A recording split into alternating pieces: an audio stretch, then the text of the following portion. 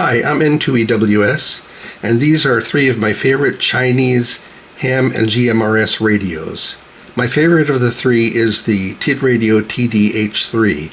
It's very intelligently designed. I love the display, how you can see the channel name, the channel number, and the frequency all in one display.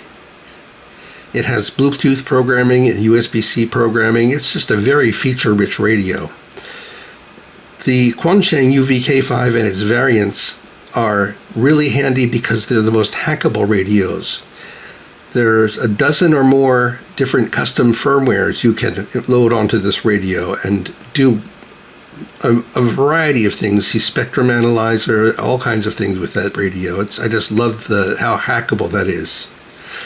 The Talkpod A36 Plus 8 watt is in a different class entirely. It is a more basic radio. It doesn't have all of the features of the previous two, but it's the radio I am most likely to lock the keyboard and hand to my wife to use for GMRS. We're going to take a look at the power output and the signal purity on this radio. First, let's take a look at the power output on GMRS. I'm transmitting on GMRS channel 16 right now. And it's putting about 6.7 watts.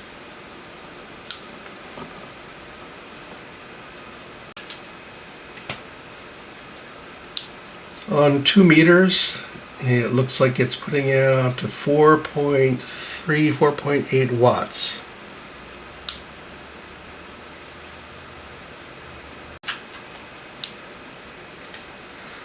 On 70 centimeters, looks like it's putting out 6.3 watts.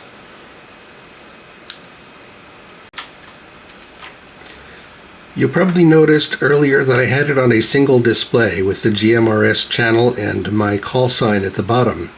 This is the Talkpod with the dual display. You have the A and the B channels. You can switch between them, and you can transmit with the B channel with a secondary PTT switch.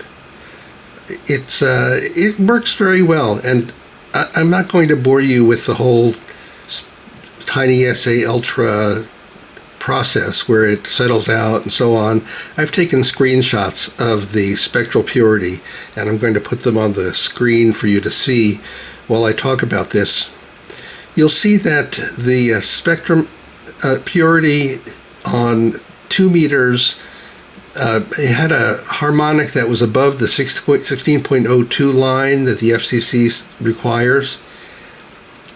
I'm going to leave it up to you whether it matters to you, but I'll tell you that to me it doesn't matter under most circumstances.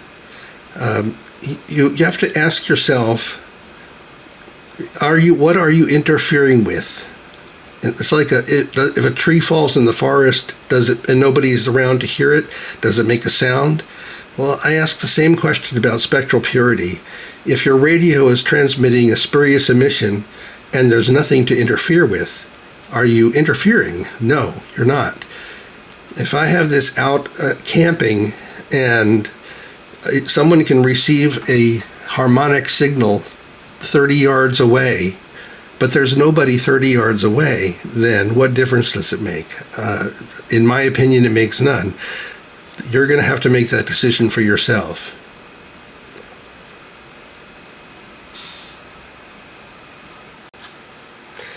The bottom line is, I don't want to encourage anyone to do the wrong thing. But it seems like everybody and his brother has a spectrum analyzer now, and they test these radios, and if there's an harmonic ever so slightly above the 16.02 decibel line that the FCC has established, that it's the end of the world, that you should not use that radio.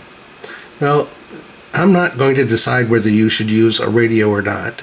If harmonics were as big a problem as some people seem to think they are, then